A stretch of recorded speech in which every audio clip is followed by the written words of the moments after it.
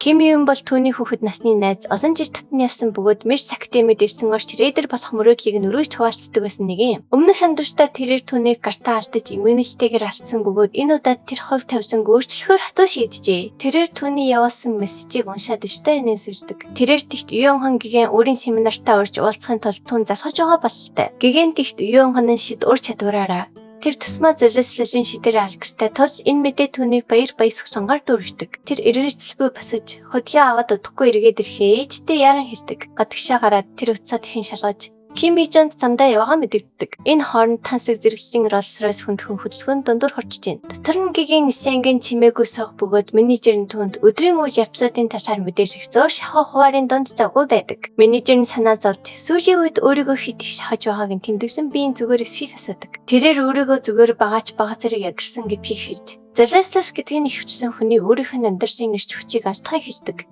гэдгийг сануулсан түүнийг тайшруулдаг. Энэ зур менежер нь хатагтай шанжинтай дүүцхүц эдгэх чадвартай хүн байсан ч болоосоо химээ ихэд тгсэн харагдана. Ядраа түүний биед нөлөөлөх цаг хугацааны асуудал гэж тэр айдаг. Энэ хооронд манай хоёр эцэст нь арга хэмжээ болж бие газар ирдэг. Охин маш их давсан харагдах бөгөөд манай баатрыг олон хүний дундуур бараг чирээд явах шахаж. Тэрнийг зогсоход хүү түүнийг төрөхөөсөө яагаад өөрийгөө дагаж ирсэн эсхийг хасан шаална. Охин бухимдаж, ичин сандарч түүнийг ингэж буруутгахгүй байхыг хүсдэг. Тэрээр чимээгүй болдог бөгөөд энэ нь түүнийг үнэхээр тэр шалтгаанаар авч ирснийг тоджилтгэн. Ийм хонтой охин яаж ийм мөчөг баримжаатай байж чаддсан бэ гэж ашигнан тэрээр түүнийг дахин шаална. Охин түүнийг сандрагж байх зуур манай баатан найздаа доктор талархаж байна. Хэрв тэр одоо юуны зэлэслэх чадварыг хууж чадвал энэ нь түүний хувьд бүх зүйлийг өөрчлөх том завшаан болох бөгөөд солонгосын хамгийн шилдэг холбоотой хүмүүсийн нэг болох боломжтой. Цөвсөн олон суудалтай суцгаахад догдсон охин болон манай баатар хоёр түүний асар олон шитэн биширхчдийг хараад алмаардаг бөгөөд энэ нь гайхмаар зүйл биш юм. Тэр бол лотосын гişтийн мастер юм. Тэр бол улс орон даяар болон дэлхийд ханаа танигдсан шилдэг зэрэгцлийн эмчилэгч юм. Энэ эрен рейдерүүдийг хараахан махны бамбай болгон ашигладаггүй ч тэрээр бусдын аюулгүй байдлыг өргөж нэгэн тавьдаг. Эцэст нь тэр тайзан дээр гарахад цугласан олон ашиглалтан хөөрөлдөг. Манай баатар түүний чадварыг хуульж авах төгс мөчийг тэс чадан хүлээдэг. Түүний хүлээж байх зөөр ердөө 2 сарын дараа гэдгийг алдчихдаг. Гигэн дүнжууны рейдийн үеэр хүн дээр өтөх болно. Мөн энэ бүхэн түүний ачим. Өөрийн эмчлэх шидэт золиос тэр хэрэг чадварыг нь хуулж чадвал түүнийг эмчилж чадах царийн ганц хүн гэж бодно. Энэ хооронд Ким Ю Жун хэдийг сандарч хөөрч байгаа Жэхүн ядаргаатай санагдана. Тайзан дээр гигантын нэмэгтэй эдрасилийн мод болон хүний ам сарсан мангасуудын болохоор дэлхийд ямар хүнд байдалд орсон талаар ярьж эхэлнэ. Гэсэн ч тэрээр баг зэрэг хэл найдвар төрүүлж хүн төвшнийг аврахс ирсэн хүмүүсийг санаж хүн бүрийг дүнжинлөө орохч буюу рейдер болохыг уриална. Түүний яриадаас хот шитэн бишрэгчд нь баярлан хөөрч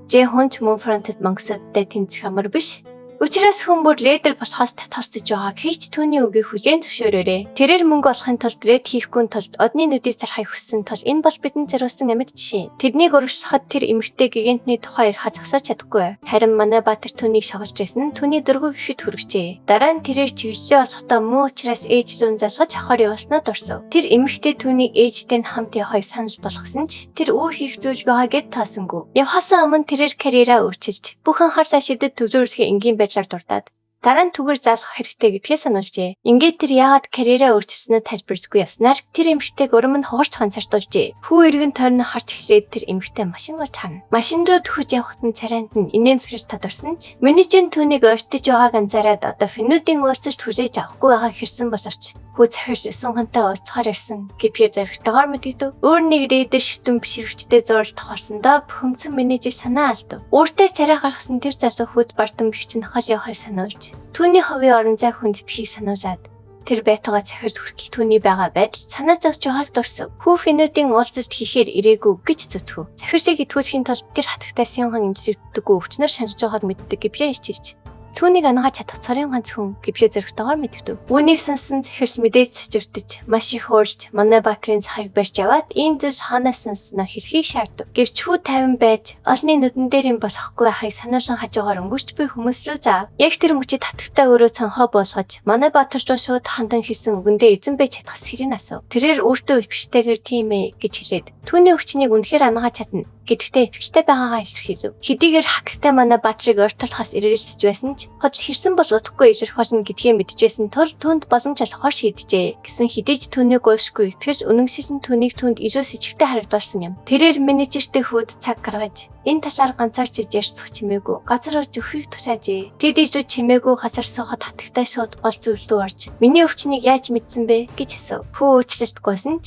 үүнийг түүнээс ичиж чадахгүй гэдгээ шулуухан хэлээд хэрэг үүнийг дэвш шаардлагатай бол өвчнийг нэмжлэхгүй гэдгээ тодорхойлгоо. Хатагтай түүний зэрэг инээн сэвлээд дараагийн асуулт руу шилжиж түүнийг хэрхэн имжлэхээр төлөвлөж байгаа гэсэн. Жихэн шударгаар түүний зэрлээс сурч чадварыг хуваалцахаар төлөвлөж байгаа хэлв. Үүнийг сонссон хатагтай мэдээж цэвэрдэж, менежер төвчөр алдаж, манай Баатар руу хашгирч, уникал ур чадвар гэдэг нь юу гэсэн үг болохыг ойлгож байгаас хийх асуугаад зөвхөн хатагтайд жинхэнэ утгаараа хамаарах зүйлийг яаж холох гэж байгаагаа хэлхийг шаардав. Бид цааш ярихаас өмнө уникал ур чадварын тухай зарим зүйлийг ярьцгаая. Эбиер нь үндсэндээ сэргэлийн ур чадвар буюу хамгийн өндөр түвшин бөгөөд зөвхөн цэсний үе залгамжлал эсвэл хоёр хүний ур чадвараар олж авдаг. Тооцоолжийн томьёогоор сурсан бусад ур чадвараас ялгаатай нь уникал ур чадвар нь нэвтршгүй томьёотой байдаг тул хоолоход ямар ч боломжгүй болгодог. Энэхүү монопол байдал нь тэдний хоёр хүмүүсэл гэр бүлд онцгой хэвээр үлдээдэг. Хүү хэрэг энэ бүхнийг мэдэхгүй байсан бол эхнээсээ энд ирэхгүй байсан гэдгийг онцлон бүгдийг хатагтай уурсан менежертэй түүнийг сонсоход удахгүй гэдгээ баталж тайвшир гэж шууд хэлв. Тэрээр түүний ярьсан зүйлийг үнэхээр хийж чадах эсхийг асуухад хүү идэвхтэйгээр зөвшөөрөв. Мөн түүний уникал ур чадвар болох золиослолын шийдвэрлээс болж өөрийгөө анагаахын тулд илүү өндөр эсвэл тэнцүү зэрэглэлийн ур чадвар хэрэгтэйг бид мэдсэн. Хатагтай тэрээр золиос гарах ур чадвар нь бурхтад золиос шаарддаг тул өөрийн биеийг имжлэх боломжгүй юм. Эцэст нь хатагтай түүнд цааш үргэлжлүүлэх ногоон гэрэл хасаа. Түүнийг шидэрээ гэрчлэхэд Жихэн баяр хүртэй байж чадварыг нь шууд хууж авав. Шинэ ур чадвар болох золиосыг хоосон карт руу бүтгэхийг хүсэж байгаа эсхийг асуусан системийн цанх гарч ирэв. Хүү өөртөө идэвхтэйгээр тийм гэж хэлв. Хууч дуусаад тэрээр золиослох чадвараа идэвхжүүлж асуун дээрээ дуудан хүч чадлаа харуулсан нь хоёулангийн шоконд оруулжээ. Манай Баатар түүнийг имжлэхээс өмнө хэрэгцээр хийхэр шийдэв. Гэхдээ эхлээд энэ ур чадварын статистикийг шалгацгаая. Эхний давуу тал нь олон холбоотнуудыг ангаах дебафыг арилгахын тулд эдгэрлийн давсаар бий болгодог явц юм. Хоёрдугаарт өвшгөө мангасуудад ашиглах үед энэ нь гэрлийн сүлт гэж нэршигддэг давталгааны ур чадвар болж хувирдаг. Эцэст нь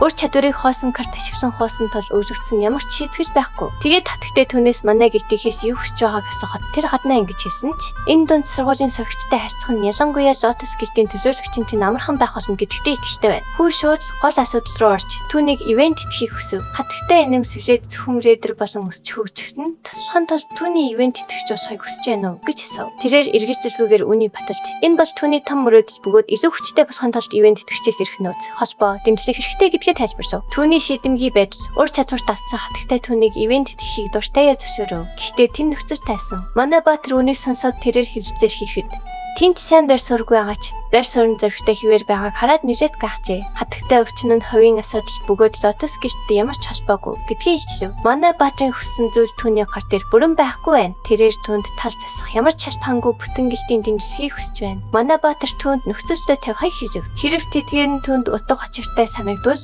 тэрээр түүнтэй гар барих хэсгийг шийдэх болно. Түүний санаанд түүний төлөвлөж болох бүх түүхийн боломжууд эргэлдэж байсан ч тэр зүгээр Lotus гэртээ дэсэж чадах эсхийг асууж түүнийг гайшруулв. Хүү түүнийг эрсүүлэх гэдэг нь ноцтой эсхийг шууд асуув. Дараа нь хатагтай түүнийг эрсүүлэхэд хэдэн шалтгааныг чагсаав. Нэгдүгээр тэрээр цөөхөн хүн мэддэг байсан Lotus гэртийн төлөөлөгчийн өвчин ноц мэдээллийг олж изрүүлсэн нь мэдээлэлээс цуглуулж онцгой чадварыг харуулсан юм. Хоёрдугаар тэрээр өмнө нь хизээч харж байгаагүй золиос гарах ур чадварыг нь өөс өвгөө хуулж асан бөгөөд дэлхий дээр үнэтэй ажиллаж хийж чадах өөр хүн байгаа эсхийг мэдхийг хүсжээ. Цаг хугацаа хураасан болохоор өвчнийг нь мэдсэн гэдгээ.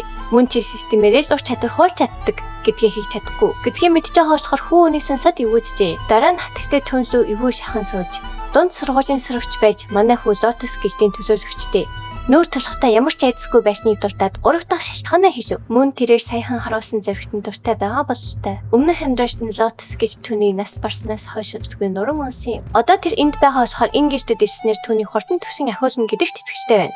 Гэхдээ тэр насанд хүрээгүй хүн учраас гэрээ байгуулах нь хууль бус тул яаж гэрээ байгуулж болох вэ гэж гайхаж байлаа. Хатагтай нэмсэлсээр түнд тэргүүн ээжийн хэлцээр хийх хэргийн тухай санаалав. Манай Баатар үүнийг мэддэг байсан нь харагдаж байна. Тэргүүн ээжийн хэлцээр хийх эрх гэдэг нь насанд хүрээгүй агаар эдэр дадлагчгийн өсөлт хөгжлийг дэмжих гэлтийн давуу эрх юм. Насанд хүрсний дараа тухайн гэлт нь бусад гэлтийнхнээс өмнө уг дадлагчтай гэрээ байгуулах хэрэгтэй байдаг. Жүн өрт нь хамгийн муухай гэлтийн ч тохиолдлогдож байсан начлаа энэ давуу эрхийг ашиглана гэж хизээч бодоогүй байжээ. Хатагтай манай Баатар таалагдсан бололтой.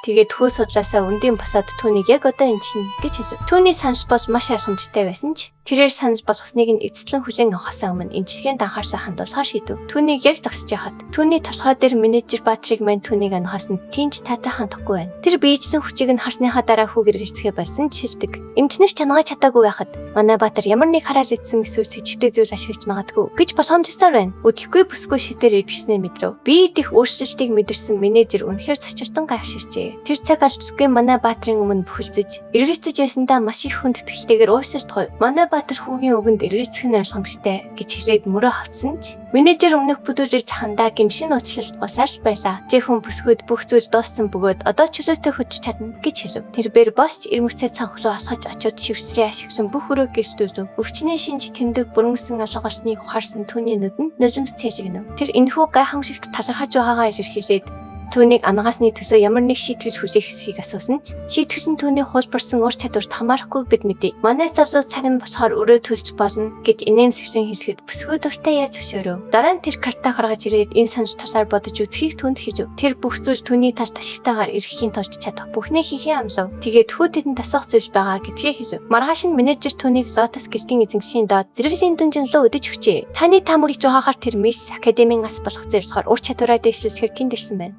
Гэртийнхэн түүнд шаард соттой бүх зүйлийг бичсэн эсхийг шалгаж гэртийн гишүүдэд зориулсан илүүд хэрэгслээс хүртэл зээлдүүжээ. Гэтэл менежер дүнжин рүү ганцаараа орох нь эрсдэлтэй байж магадгүй гэж сануулж яагаад заавал ганцаараа орох гэдэг байгааг нь асуув. Чи хүн зүгээр түвшин ахиулмаар байна гэж хэлв. Аюулгүй байдлыг хангах үүднээс менежер түнд чөлөө өгөөд энэ бол варп чөлөө гэж хэлв. Хэрв тэр үүнийг хаалбал дүнжаны хаалганы гадна тарч хэлж болно. Энэ бол түүний бүсгүйд хандсан хандлагын жижигхэн талархал бөгөөд түүнийг баяртайгаар авчээ. Тэр дүнжин рүү үргэлжлүүлэн орж татгшаа хөл тавирмагцаа энэ санаа зовхцүүлгүй өртөөс зэрэгчлийн дүнжин гэдэгт итгэвчтэй байлаа. Менежер аюул толгоос хордон гарч ирэхийг яарч тэрээр итгэвчтэйгээр толгойд өгөв. Гэвч гүнзүүн ороход гинт хинэгний гар тасхыг мэдэрсэн бөгөөд систем түүнийг одоо химийн өсөлтийн талбарт байгааг харуулжээ. Үзэгдэл захирал Юханы офис руу шилжив. Тэнд бид Баатрынхаа талаар гүн бодолд автсан бүсгүйг харж байна. Тэрээр ямар ч ур чадвартай байсан шинэхэн тоглогч зэрэгчлийн дүнжэнэгч ганцаараа цэвэрч бараг боломжгүй гэж санаа зовж байна. Гэсэн хэдий ч энэ хүү энгийн нэг юм биш гэдгийг тэр ойлгож байв. Тэр энэ хаалгыг санаандгүй сонгоогүй тул инээн сэвшээд тэр үгээр юу хийх гээд байгааг нь харахаар шийджээ. Гинт хаалга тогшиж захирлаас зөвшөөрж осны дараа нэг бүсгүй орж ирв. Захирч түүнээс мэдээлэл өгөхийг хүссэн асуудлынхаа талаар асуухад нөгөө бүсгүй хавтас гартуулсан өгч. Энэ бол манай Баатрын профессор гэдгийг тайлбарсав. Захирч хуудсуудыг эргүүлж явахдаа түүний шидээр юм хийж чадварыг бодоход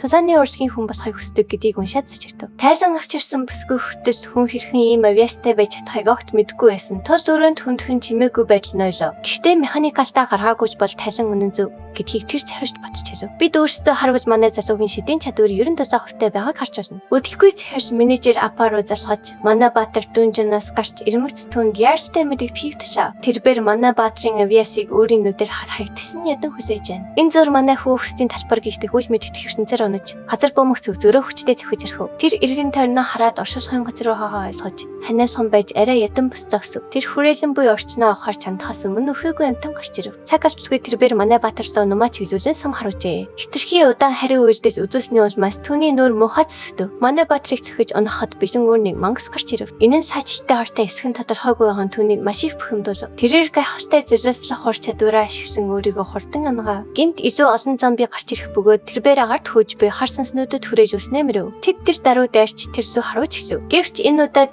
хүнэцэн гараараа самыг шуурч аваад атхандаа чангалан хугалж тэдний яшигтай орчлоод туйлын их орсов. Энэ хооронд Ким Южун захирлаас ассан гарын үсгээ ширтэж байлаа. Тэрээр мөнжиг баримжаа муутайг нь мэдсээр байж өөрийг нь ганцаараа орхиж ясанд манай Баатар маш их уурж байв. Түүний өрчгөж тамуулахын аргагүй үйлдэлүүд түүнийг усан бүр бухимдуулж байна. Тэр олны хөдөлгөөнөөс зайлсхийдэг байсан ч гинт түүнтэй хамт явахар зөвшөөрчээ. Тэр урд өмнө хизээч түүнийг ийм байдлаар хайж яваагүй бөгөөд үргэлж түүнийг орхитуулахгүй байхыг хичээдэг байв. Гэвч энэ удаад тэр бүсгүйг тийшээ ганцаар нь хаяад явлаа. Тэгээд одоо тэр шидийн ангилал руу шилжиж байна. Тэр үргэлж тулааны урлагийн мөрөөдөлтэй байсан ч түүний гинтийн өөрчлөлтийг ойлгож чадахгүй байна. Учир нь тэр ямар нэг шалбахангүйгээр хөдөлдөггүй, бодолтой, болгоомжтой хүн гэдгийг сайн мэднэ. Гинт тэр түүн рүү дахин мессеж бичиж тэр өдөр өөрийн ганцаараа навхиж ясан санаа бодлоо хуваалцаж өгшөв. Энэ хооронд дүнжинлөө буцаж ирсэн Жэхүн яг өөрийнх нь өмнө байгаа сүнсийг хараад царайн цай сандрав. Дээр нь болоод тэд евдийн мөнгөсүүдээс хамаагүй илүү цахимд байгуултай байв. Тэрээр Лотос гэлтийн дархны урсан туг буюу шидэт цаваа зэрэг зүүж найдахаар шийджээ. Цааш нь гүнзгийрүүжин савчхаас өмнө энэ хүү хэлхэмээр дүнжин бодлоогийн өхөн. Хэлхийн өдөртдөг үхсдийн ертөнц хипхипиг мэдж авлаа. Энэ бол Нортикийн дамаг зүүн 9 ертөнцийн нэг бөгөөд мэдхэрт асгартыг хасахгүйгээр 7 ертөнцийн дараа бүтээгдсэн ажээ. Эдгээр ертөнцид Манамба мөсний ертөнц Нифхэмэр партн, Дөрийн ертөнц Мөсбэш хэмэмэр, Аврагуудын ертөнц Отын хэмэмэр, Эльфүүдийн ертөнц Аш хэмэр, Хар Эльфүүдийн ертөнц Сорт хэмэр, Ванер бүрхтийн ертөнц Ван хэмэмэр, мөн хамгийн хүйтэн харахуун болох хэмэмэр түнтэй зэрэгцэн оршдог Нифч хэмэмэр юм. Энэ газар шинэхэн тоглогчдын хувьд жинхэнэ хардарсан зүйл боловч Манай Баатар ур чадвараас архаар хөөч бай. Тэрээр охин тэнгэр нурагийн золиослох ур чадварыг гаргахаар шийджээ. Үхсэн мангасууд дээр үнийг ашиглахад гинт энэ нь гэрзийн яшид гэж нэрвэгддэг талбайн дайш бож хувирдаг. Мангас шууд тэр рүү өсрөн гарч ирсэн ч Манай Баатар шидэт цаваагаараа цохиж мангасыг хашаа шидэв. Тэрээр Блиц галаар зэсвэлж мангасыг бут нэргээд Үхшийн сүнсийг устгасныхаа төлөө даал туршлагын оноо цуглуулв. Тэр ирчээ алддаггүй Блиц хөдөлгөөнөө хослолон ур чадвараараа тайзыг дэргүүлв. Түүний устгасан мангас бүр туршлагын оноо цуглах тусан түүний царайнд инээн сүлжир тодруулна. Дараа нь тэр сам ашигж байгаа өөрнийг өхөөгүй амтанлаа өсөрч очиод толгоор нь хүчтэй цохив. Бум. Түүний шидэт цаваа голоороо хугарсан ч тэрээр мангасыг ялж чаджээ. Шид цаваанд хугарсныг хараад түүний царай цай тэр ямар ч байсан нэлбчин шиг толцож байгаагүй бөгөөд тэнэглэлээсээ болж зэсгээ алдснаа ойлгов. Тиймээс тэр ноцтой хандаж зожааслах ур чадвараа идэвхжүүлв. Ариун гэрлийн шүлж мангасууд дээр бууж тэднийг шатааж үнс болгов. Тэрхүү өхөөгүй амьтад үнс болж хувирсны дараа тэр замдаа үн цэнтэй туршлагын оноо цугулж бууж буй манан донд амьсгаа хаа шийджээ. Тэр хүчээ сэргээхийн тулд өөрийгөө оноогож амьд гараад ирсэндээ тавьшигчээ. Тэрээр өөрийн ур чадвараа хэд үнэлэхгүй байх үнтэй сургамж часан байна. Бурхны шүлж энэ удаад түүнийг аварсан ч дараагийн удаад тэр аттай байхгүй ч юм билүү. Ямар тач тэр газрыг орхихоор шийдсэн боловч өгөхгүй хадаа яаж харахаа мэдэхгүй байгаагаа ойлгов. Тэр санаа алдаад варп чулууг ашиглахаар шийджээ. Гэвч амжихаас өмнө манагийн аимшигт авраар талаас нь нөмрөн авчээ. Эргээд харахад тэнд юу ч байсангүй. Гинт тэр ямар нэг зүйл ойртож байгааг мөрөв. Дараагийн мөчид тэрээр хоолойн богдож байгааг мөрөв. Тэр эвдэрсэн шид цаваагаа өргөөд өөрийнхөө буюуруу хатгав. Яагаад өөрийгөө өвтгöd байгаагаа сайн мэдэхгүй байгаач ямар нэг хүсээгүй зочин татахгүй тулд ганц чанга догорохгүй байхыг маш сайн анхаарч байлаа. Түүний яг арт аимшигт нонгос ногдож байгааг тэр мэдэхгүй байв. Систем яг цагтаа дугарч дүнжээний бас найчаад гарч ирснийг илчилж зөрүүн. Голбаатар бид хоёрын болон энэ болсын түшин тэнгэр газар шиг ялгаатай байна. Систем түүнд аль болох хурдан дүнжингоос цугтаарай гэж барыг хашгирна. Тэр телепорт хийх чулуугаа барихаар сандран тэмцсэн боловч амжихаас өмнө мангасаар талаас нь өсрөн дайрч чулууг нь гараас нь хаана мөргөөч улмаар амнаас нь цус гарч эхлэв. Түүний аим нас бас огцон буурчээ. Систем түүнд эвгэх зүйл яаштай хэрэглэхийг шууд анхааруулсан ч мангасаж хэдийн өмнө загсаад дахин давтарч ихсэн тул түнд үүнд цаг байхгүй бололтой. Хамгийн муу зүйл биш гэж байдлыг тэр мөчөд урд байсан мангас хүлж төж тэр яг юу болсныг ойлгож ядны эпхиж ядна шигтэв. Яг тэр үед агуу даяар эмэгтэй хүний ухаалаа цуурайтав. Тэр эмэгтэй бараг дагин шиг бурханлаг харагдана. Тэрээр түүнийг өөрийнх нь авчирсан чухал зочин гэдгээ хэлээд мангас түүнийг гэмтэхийг харуулв. Энэхүү хагалт демон хагас сахиусан тэнгэрийн ижив Манай Баатар бас өрсөлд хүч бах тавьсантай гэдгийг доолгов. Юу болж байгааг ойлгоогүй хүү энэ эмэгтэй хэн болохыг огт мэдгүй байлаа. Эмэгтэй цааш нь ярьж түүнийг өрсөлд хүчийн хувьд энэ мангасыг ямар ч хүчин чармайлтгүйгээр ялах ёстой байсан гэдэгт итгэвчтэй байгаагаа илэрхийлв. Гэвч түүнийг дундаж Манай болон ур чадвартай энгийн нэг хүүхэд гэж хараад андуурсан бололтой. Тэр яагаад Локи хүчрхэг Асир бурхтын эсрэг өрсөлд хүчээр түүнтэй адилхан хүнийг сонгосныг гайхав. Бүх цусаа алдаад ухаан алдахгүй тулд хичээж байв. Тэр энд төхөж болохгүй гэдгээ мэдж байлаа. Бүх зүйлийг залруулах хоёр дахь боломжийг олж авсан. Үедээ шүү дээ. Манай Баатрын нүдэнд их тууштай байдлыг харсан бүсгүй түүнийг шийдэмгий байгааг хүлээн зөвшөөрсөн ч сонгогдсон өрсөлд хүчийнхээ өрхийг биелүүлэхэд түүнийг одоо ч хилэрхий сувдаараа хിവэр байгаа хэлв. Тэрээр хүүгийн хоолойноос боож хичээд төсвөл нь ойрхон байгааг сануулв. Хэрв тэр хурдан хүчрхэгчгүй бас амь насыг нь өөрийн гараар таслах болно гэж сүрдүүлв. Тэрний хувьд түүний ямар чухал болохыг ойлгоод түүнд дахин нэг боломж олгохоор шийдэв. Тэрээр шанийн сүдэр мангасыг амархан ялахын тулд одоо байгаагаас хамаагүй хүчтэй болохыг шаардав. Хэрв амжилт гаргаж шармил амсан ч хурдан арга хэмжээ авах ёстой онцлон тэмдэглэв. Тэгээд анхны үндсэн даалгавар болох хэлжийн саржилтууд системээр гарч ирэв. Энэхүү даалгаврын гол зорилго нь шөнийн сүдрийг 2 сарын дотор устгах явдал юм. Энэхүү нууцлаг эмэгтэй бол өөр хинч биш. Харин Локигийн хүн бурхан хийж зөөрөө бололтой. Хэрв тэр энэ даалгаврыг амжилттай биелүүлбэл бурхан хийж өөрийн бичгийг хувийн журмаар гардуулах болно. Гэвч бүтгэгдвэл яа шийдэх нь хөл байх болно. Тэрхүү амьсгалтай гарнууд түүнийг харахаар өчирч эхлэхэд тэр бүхнийг харахаа болно. Үзэгдэл сажигдоход бид цаг хугацаа охрох үед харж байсан тэр шаргаал өстэй бурханыг хардаг. Тэрээр Манай Баатарт энэ харь хижээр ямар нэг зүйл хийсээр байгаа харагдана. Гинт тэр бодит ертөнцөд сэрдэг. Үүж явж улам ирчинжиж эвцэгтэй мөч ортож байна. Дараагийн хэсэгт бүх зүйл эргэлж хийн. Дараагийн хэсгийг бусдаас төрүүлж хамгийн ихэнд үсгийг хүсвэж тэрэгцэн дэх төрийн банкны данслуу 5,000 төгрөгийн хандив хийгээрэй. Тэгвэл дараагийн хэсгийг тань нин даруй гаргаж өгье. Таалагдсан бол лайк дарч сувглуу маань заавал бүртгүүлээрэй.